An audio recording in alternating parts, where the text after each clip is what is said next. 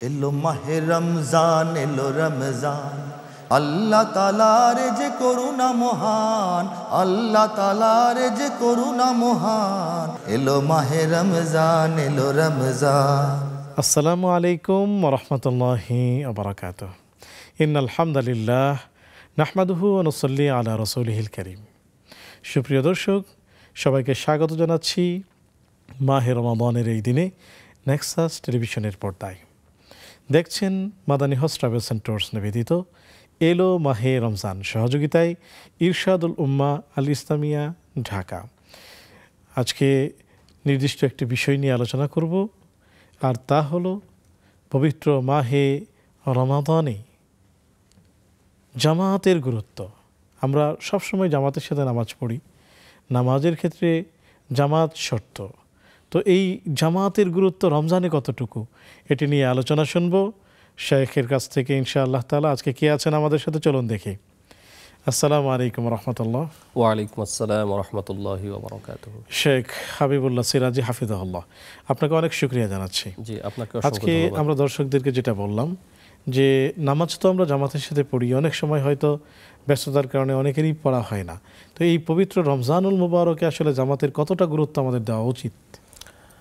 হ্যাঁ, আলহামদুলিল্লাহ ওয়াসসালাতু ওয়াসসালামু আলা রাসূলিল্লাহি ওয়া বা'দ। আপনি জামাতের যে বিষয়টি বলেছেন তার আগে একটি বিষয় জানা দরকার, সেটি হলো আল্লাহ রাব্বুল আলামিন সালাত ফরজ করেছেন, কিন্তু জামাত সহ ফরজ করেছেন। মানে একা একই ফরজ করেননি, অর্থাৎ জামাতের সাথে কিন্তু সালাত আদায় করা ফরজ। এই জন্য রাসূল আকরাম সাল্লাল্লাহু আলাইহি ওয়াসাল্লামের সময় কোনো সাহাবী জামাত পরিত্যাগ করবে এটা কল্পনাও করা যেত না। তবে মাঝে মাঝে মানবিক কারণে কিছু জামাত হয়তো পরিত্যাগ হয়ে যেত বা ত্যাগ হয়ে যেত, সেটা ভিন্ন বিষয় ছিল। কিন্তু আমরা এখন দেখি অহরহ আমাদের দেশে বা আমাদের সমাজে, এমনকি অনেক সময় আমরা নিজেরাও সিম্পল কারণে জামাত পরিত্যাগ করি বা জামাতের সাথে শরীক হই না, অথচ এটা অত্যন্ত গুরুত্বপূর্ণ বিষয়। কারণ সালাত ফরজ হয়েছে জামাতের সহিত। রাসূল আকরাম সাল্লাল্লাহু আলাইহি ওয়াসাল্লাম খুবই সতর্কতা বাণী আরোপ করেছেন এই ব্যাপারে, এবং খুবই ধমকের সুরেই বলেছেন যে লাকাদ হামামতু আন আমুরা বিহাতাবিন ফায়ুহতাতাবু সুম্মা আমুরান নাস ফায়ুআযানা লাহা সুম্মা আমুরা রাজুলান ফায়ুআমুন নাস সুম্মা উখালিফা ইলা রিজালিন ফাউহারিকা আলাইহিম বুয়ুতাহুম। যে আমার ইচ্ছা হয় যে কাউকে বলে দেই যে কাঠ সংগ্রহ করার জন্য, এরপর কাউকে বলি যে তুমি আজান দাও, আর একজনকে বলি তুমি নামাজ পড়াও, আর আমি তাদের বাড়িতে গিয়ে দেখি যে কারা জামাতে শরিক না হয়ে বাড়িতে সালাত আদায় করছে, এবং তাদের ঘর বাড়ি জ্বালিয়ে দেই, এই ইচ্ছা আমার হয়।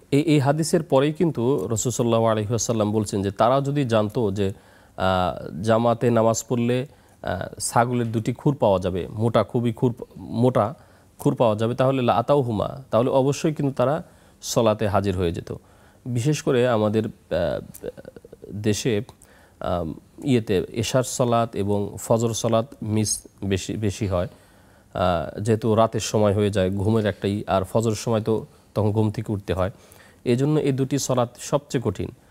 পার্থিব কোনো স্বার্থ থাকলে মানুষজন দ্রুত আসতো, যেহেতু পার্থিব কোনো স্বার্থ নেই সেজন্য এখানে তাদেরকে প্রতিযোগিতা করতে দেখা যায় না।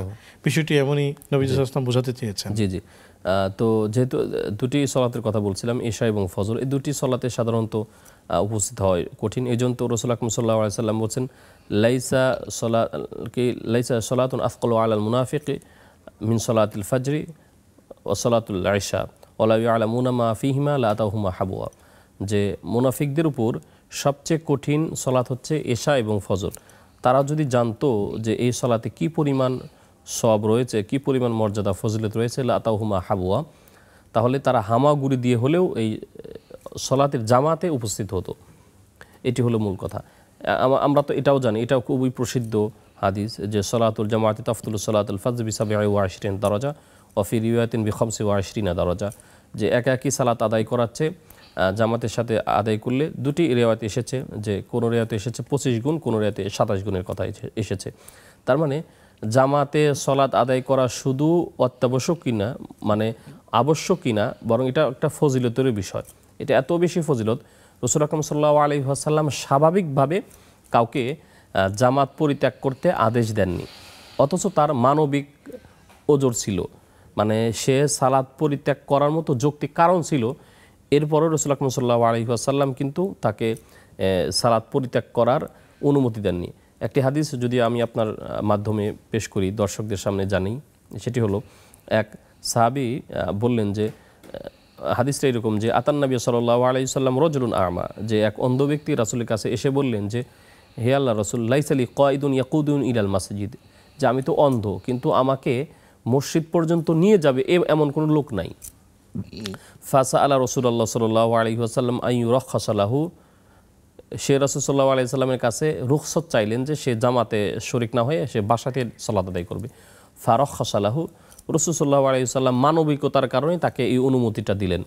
ফালাম্মা ওয়াল্লা দাআহু, এরপর সে যখন এই অনুমতি পেয়ে বাড়িতে চলে যেতে চাইলো, মানে রওনা দিল, তাকে রাসূল সাল্লাল্লাহু আলাইহি ওয়াসাল্লাম ডেকে বললেন যে তাসমাউন নিদা, যে তুমি কি তোমার যে বাড়ি সেখান থেকে তুমি এই আযানের শব্দ শুনতে পাও কিনা? সে বলল যে না। তখন বললেন যে ফা আজিব, না, যদি শুধু শুনতে পাও তাহলে অবশ্যই তোমাকে এই সালাতে হাজির হতেই হবে। শেখ, আমরা শুনবো ইনশাআল্লাহ একটি বিরতি থেকে এসে। ইনশাআল্লাহ। সুপ্রিয় দর্শক, দেখছেন আপনাদের প্রিয় আয়োজন মাদানী হজ ট্রাভেলস এন্ড ট্যুরস নিবেদিত এলো মাহে রমজান, সহযোগিতায় ইরশাদুল উম্মাহ আল ইসলামিয়া, ঢাকা। নিচ্ছি অনুষ্ঠানের এই পর্যায়ে ছোট্ট একটি বিজ্ঞাপন বিরতি, ফিরছি একটু পর। আল্লাহ তাআলার যে করুণা মহান, এলো মাহে রমজান, এলো রমজান। আসসালামু আলাইকুম ওয়া রাহমাতুল্লাহি ওয়া বারাকাতুহু। সুপ্রিয় দর্শক, বিরতির পর সাদর আমন্ত্রণ জানাচ্ছি আপনাদের প্রিয় আয়োজন মাদানী হজ ট্রাভেলস এন্ড ট্যুরস নিবেদিত এলো মাহে রমজানে, সহযোগিতায় ইরশাদুল উম্মাহ আল ইসলামিয়া, ঢাকা।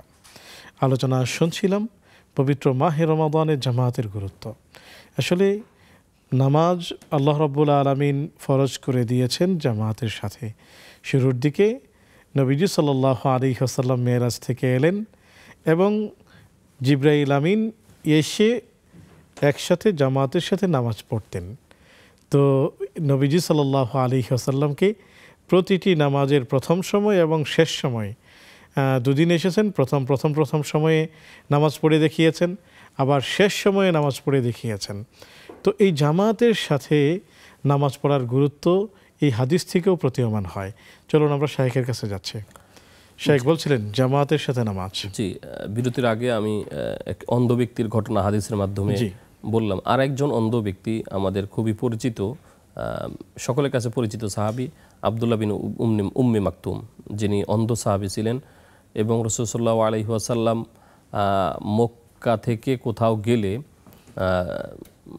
বা যুদ্ধে বা যে কোনো জায়গায় গেলে, সফরে গেলে রাসূল আকরাম সাল্লাল্লাহু আলাইহি ওয়াসাল্লাম তাকে ইমামতির দায়িত্ব দিতেন। তো আব্দুল্লাহ ইবনে উম্মে মাকতুম তিনি একবার রাসূল আকরাম সাল্লাল্লাহু আলাইহি ওয়াসাল্লামকে বললেন যে ইন্নাল মাদিনাতা, এটা মদিনার ঘটনা, হিজরত করে যাওয়ার পর, ইন্নাল মাদিনাতা কাসীরুল হাওয়ামি ওয়াস সিবাই, ফাকালা রাসূলুল্লাহ সাল্লাল্লাহু আলাইহি ওয়াসাল্লাম তাসমাউ হাইয়া আলাস সালাহ ওয়া হাইয়া আলাল ফালাহ ফাহাইয়া হাল্লা। অর্থাৎ সে যেহেতু অন্ধ, এখানে তার দুইটি মানবিক ওজর আছে। একটি হচ্ছে সে অন্ধ, তো অন্ধ ব্যক্তির জন্য তো অবশ্যই রুখসত আছে। তারপরেও আরেকটি মানবিক কারণ হলো যে মদিনায় তখন সাপ বিচ্ছু সহ এই যে হিংস্র প্রাণী এগুলোর প্রচুর উৎপাত ছিল। তো সেই কথা বললেন যে হে আল্লাহর রাসূল, এখন তো মদিনায় এই সাপ বিচ্ছু সহ বিভিন্ন ক্ষতিকারক যে পশু প্রাণী আছে এদের উৎপাত খুবই ভয়াবহ, এটা আপনি নিজেও জানেন। তো এই ক্ষেত্রে আমি তো অন্ধ, আমি কি মসজিদে না গিয়ে বাসায় নামাজ পড়লে চলবে কিনা?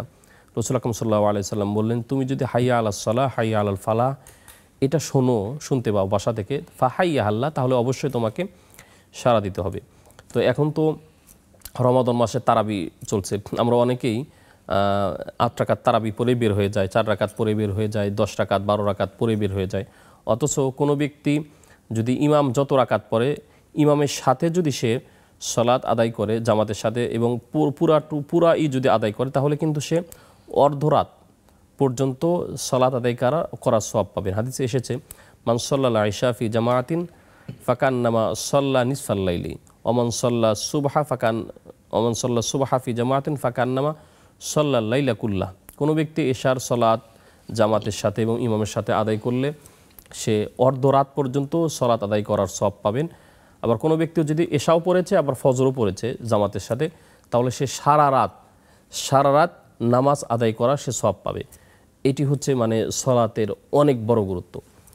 প্রাসঙ্গিক ক্রমে আরেকটি বিষয় জানিয়ে রাখি যে কোনো ব্যক্তি সলাত আদায় করতে গেছে, কিন্তু সালাত আদায় করতে আরও একটু দেরি হবে, অর্থাৎ সে সলাতের জন্য তাকে অপেক্ষা করতে হবে। এই অপেক্ষমান সময় অপেক্ষা করার সময়টুকু কিন্তু সে সলাত আদায়রত আছে বলে আল্লাহ রাব্বুল আলামিনের কাছে বিবেচিত হবেন এবং সে সলাত আদায় করছে। হাদিসে এসেছে লা ইয়াজালু আহাদুকুম ফি সলাতিন মা দামাতিস সলাত তাহবিসুহু লা ইয়ামনাউহু আন ইয়ানকালিবা ইলা আহলি ইল্লা সলাত, যে কোনো ব্যক্তি সলাত আদায়ের জন্য মসজিদে গেছে কিন্তু একমাত্র সলাত শেষ হচ্ছে না, এই জন্য সে বাড়ি যেতে পারছে না। তার মানে একমাত্র সলাতে তাকে বাধা দিয়ে রাখছে মসজিদে, সে সলাতে তাকে মসজিদে আটকে রাখছে। তো যতক্ষণ না পর্যন্ত সে বাড়ি যায় ততক্ষণ পর্যন্ত সে সলাতরত আছে বলে আল্লাহ রাব্বুল আলামিনের কাছে বিবেচিত হবেন। আরেকটি হাদিস, রাসূল আকরাম সাল্লাল্লাহু আলাইহি সাল্লাম বললেন যে আলা আদুল্লুকুম আলা মা ইয়ামহুল্লাহু বিল খাতায়া ওয়া ইয়ারফাউ বিদ দারাজাত। সাহাবাগণ বললেন যে রাসূল সাল্লাল্লাহু আলাইহি সাল্লাম আগে বললেন যে আমি কি তোমাদেরকে এমন আমলের কথা বলে দেব যেটা করলে তোমাদের সকল গুনাহ মাফ হয়ে যাবে, আবার তোমাদের মর্যাদা আল্লাহ অনেক গুণে বৃদ্ধি করে দিবেন। তো বললেন যে হ্যাঁ অবশ্যই বলেন। কলু বালা ইয়া রাসূলুল্লাহ, অবশ্যই আপনি বলুন। প্রথম যেটা বললেন ইসবাগুল উযু আলাল মাকারি, কষ্টসাধ্য হওয়া সত্ত্বেও ভালোভাবে উজু করা। এরপরে ইন্তেজারুস সালাত বাদাস সালাত, যে এক সালাত আদায় করার পর আর এক সালাতের জন্য থাকা, মানে অপেক্ষা করা। অর্থাৎ এক সালাত শেষ হয়েছে, জহরের সালাত শেষ হয়েছে, আমি আসর সালাতের জন্য প্রতীক্ষায় থাকা যে কখন আবার নামাজ শুরু হবে। তো যাদের অন্তর এরকম মসজিদের সাথে তাল্লুক থাকে, ঝুলন্ত থাকে, মসজিদের সাথে সম্পৃক্ত থাকে, এই এতটুক সময় যতক্ষণ পর্যন্ত থাকবে ততক্ষণ পর্যন্ত ওই ব্যক্তিকে আল্লাহ রাব্বুল আলামিন সলাত আদায়রত আছেন এই সবটা দিবেন। শুধু তাই না, আপনি এটাও জানেন যে কিয়ামতের দিন যে 7 শ্রেণীর লোকদেরকে আল্লাহ রাব্বুল আলামিন আরশের নিচে ছায়া দিবেন, তার ভিতরে একজন হচ্ছে অরজুলুন কলবুহু মুআল্লাকুন বিল মাসাজিদ, যে সেই ব্যক্তি যার অন্তর মসজিদের সাথে জুড়ে থাকে, কখন মসজিদে গিয়ে সে জামাতের সাথে সালাত আদায় করবে এই চিন্তায় মগ্ন থাকে, এই আগ্রহ, এই উদ্দীপনায় থাকে, এই উৎসাহে থাকে। কারণ মসজিদে গেলেই তো অনেক সওয়াব।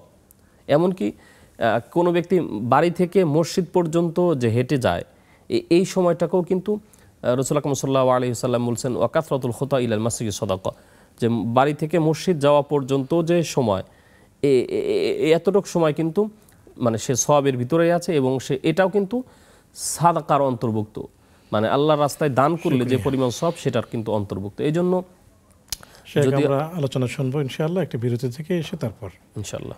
সুপ্রিয় দর্শক, দেখছেন আপনাদের প্রিয় আয়োজন Madani house travels and tours নিবেদিত এলো মাহে রমজান, সহযোগিতায় ইরশাদুল উম্মাহ আল ইসলামিয়া ঢাকা। সময় হলো আরও একটি বিরতিতে যাবার, ফিরছি একটু পর। আল্লাহ তাআলার যে করুণা মহান, এলো মাহে রমজান, এলো রমজান। আসসালামু আলাইকুম ওয়া রাহমাতুল্লাহি ওয়া বারাকাতুহু। সুপ্রিয় দর্শক, বিরতির পর সাদর আমন্ত্রণ জানাচ্ছি আপনাদের প্রিয় আয়োজন Madani house travels and tours নিবেদিত এলো মাহে রমজান, সহযোগিতায় ইরশাদুল উম্মাহ আল ইসলামিয়া ঢাকা। আলোচনা চলছে জামাতের গুরুত্ব। দেখুন, আল্লাহ রাব্বুল আলামিন মুসল্লিদের জন্য যেমন মর্যাদার কথা তুলে ধরেছেন, নামাজ পড়ছে কিন্তু নামাজ গরিমসি করে পড়ছে, তাদের ভয়াবহতার কথাও পবিত্র কালামুল্লাহ শরীফে তুলে ধরেছেন। তিনি বলেন ফাওয়াইলুল লিল মুসাল্লিন আল্লাযীনা হুম আন সলাতিহিম সাহুন আল্লাযীনা হুম ইউরাউন ওয়া ইয়ামনাউনাল মাউন। দেখুন, নামাজ পড়ছে কিন্তু সে গরিমসি করে পড়ছে। জামাত হয়ে গেল 1:30টায়, তিনি নামাজ পড়তে গিয়েছেন 1:35 অথবা 40-এ। এই জাতীয় গরিমসি করে নামাজকে বিলম্বিত করে পড়ছে এমন ব্যক্তির জন্য আল্লাহ রাব্বুল আলামিন ধ্বংসের কথা উল্লেখ করেছেন। বলছেন এমন নামাজি ধ্বংস হোক, নামাজি যাবে জান্নাতে, কিন্তু নামাজির জন্য আল্লাহ তাআলা বলেছেন ধ্বংস। কারা? যারা নামাজ পড়ছে কিন্তু গরিমসি করে পড়ছে। এই গরিমসি বা অলসতার ভাব, উদাসীনতার ভাব কখন কেটে যাবে? যখন জামাতের প্রতি আমি যত্নবান হব। নামাজ 1:30 আমি তার আগেই প্রস্তুতি নিয়ে রাখব এবং ঠিক সময়ে আমি মসজিদে পৌঁছে যাব। ইমাম আহমদ ইবনে হাম্বল রহমতুল্লাহি আলাইহি তিনি একটি বৈঠকে বসে আছেন ছাত্রদেরকে নিয়ে। এমন সময় আজান এর শব্দ ভেসে আসলো। তখন তিনি উঠে মসজিদের দিকে রওনা হচ্ছেন।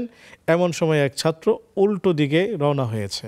তখন তিনি বললেন, কী ব্যাপার, তুমি যাচ্ছ কোথায়? আজান হয়েছে, এখন মসজিদে যাবে। তখন ছাত্র বলল যে আমার তো অজু নেই, লাস্তু আলা ওদইন লাস্তু বিমতাওয়াদ্দি আনা আতাওয়াদ্দা, আমি অজু করব। তখন তিনি অবাক হলেন এবং অবাক বিস্ময় প্রকাশক শব্দ ব্যবহার করলেন, সুবহানাল্লাহ, তালিবুল ইলম ইয়াতলুবুল ইলম। সে তালিবুল ইলম, ইলম অনুসন্ধান করছে ছাত্র, এমন অবস্থায় নামাজের সময় হলো, আজান হলো, আর সে অজুই নেই তার।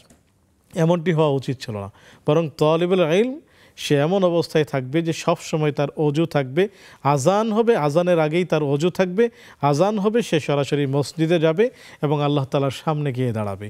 চলুন দর্শক, আমরা আমাদের মধ্যে সেই গুরুত্বকে আনার চেষ্টা করি। চলুন শায়েখের কাছ থেকে আমরা বাকি আলোচনা শুনছি। শায়েখ বলছিলেন জামাতের গুরুত্ব বলছিলাম। অনেক সময় এরকম হয় যে আমরা হয়তো ব্যস্ততার কারণে মসজিদে গিয়ে দেখলাম যে জামাত হয়ে গেছে। তো এমত অবস্থা আমি তো জামাত পেলাম না। মূলত প্রথম যেটা জামাত হয় ওইটাই মূল জামাত আর কি। এরপরেও জামাতে আমরা অনেক সময় একা দাঁড়িয়ে যাই, যেহেতু জামাত শেষ হয়ে গেছে। তখন কিন্তু এমত অবস্থায় আমাদের উচিত হলো আরেকজন ভাইকে সাথে নিয়ে, কমপক্ষে আরেকজনকে সাথে নিয়ে হলেও জামাত আদায় করা। রাসূল আকরাম সাল্লাল্লাহু আলাইহি সাল্লামের জীবনীতে এরকম একটা ঘটনা আছে, আনাস থেকে বর্ণিত, আনাস বিন মালিক থেকে হাদিস বর্ণিত। তিনি বলছেন যে আতা রাজুলুন ইলাল মসজিদে, এক ব্যক্তি মসজিদে এসে দেখলেন যে আন্না সালাতা কদ সুল্লিয়াত, যে নামাজ শেষ হয়ে গেছে। তো এখন তো সে একা একা নামাজ আদায় করতে হবে। রাসূল আকরাম সাল্লাল্লাহু আলাইহি সাল্লাম বললেন যে মাইয়াত তাজিরুলাহু, কোন ব্যক্তি এমন আছে যে তার জন্য ব্যবসা করবে।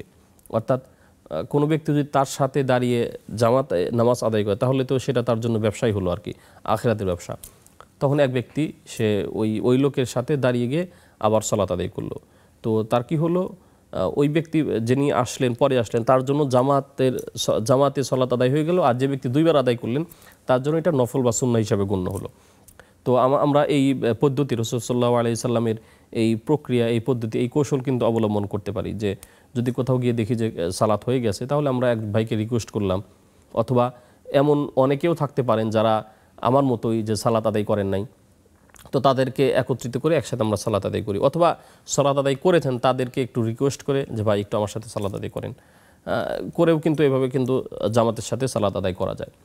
আমরা অনেক সময় গুরুত্বপূর্ণ কাজে ব্যস্ত থাকি, ইলমি কাজে ব্যস্ত থাকি, অথবা পার্থিব কাজে ব্যস্ত থাকি, মনে করি যে গুরুত্বপূর্ণ কাজে আছি, আর মাত্র 10 মিনিট হয়ে গেলে কাজটা শেষ হয়ে যাবে, কিন্তু ততক্ষণাৎ মানে জামাত শুরু হয়ে গেছে। তখন আমরা মনে করি যে তাহলে কাজটা শেষ করেই আমরা জামাতে আলাদাভাবে নামাজ পড়বো, আমরা এখানে যারা আছে তারা একসাথে নামাজ পড়বো। এটা কিন্তু অনুচিত। মূল জামাত সেটি হলো প্রথম জামাতই মূল জামাত। কিন্তু আমরা যদি এই কাজগুলো করি তাহলে কি মানে কেমন যেন আমরা জামাতের প্রতি অবহেলা প্রদর্শন করলাম। অনেক শুকরিয়া শাইখ, জাযাকুমুল্লাহু খায়রান। সুপ্রিয় দর্শক, জামাতের প্রতি অবহেলা কাম্য নয়। আমরা সর্বোচ্চ গুরুত্বের সাথে জামাতের সাথে নামাজ পড়ার চেষ্টা করব, এতে করে আমাদের জীবন আচার হবে শৃঙ্খলিত। আল্লাহ রাব্বুল আলামিন আমাদেরকে সেই তৌফিক দান করুন। মাহে রমজানের এই গুরুত্বপূর্ণ সময়ে আল্লাহ রাব্বুল আলামিন আমাদেরকে বেশি বেশি জামাতের প্রতি গুরুত্ব দেওয়ার, নামাজের প্রতি গুরুত্ব দেওয়ার তৌফিক দান করুন। আগামী পর্ব দেখার আমন্ত্রণ জানাচ্ছি, আর সেই সাথে আজকের মতো বিদায় নিচ্ছি। সে পর্যন্ত ভালো থাকুন, সুস্থ থাকুন।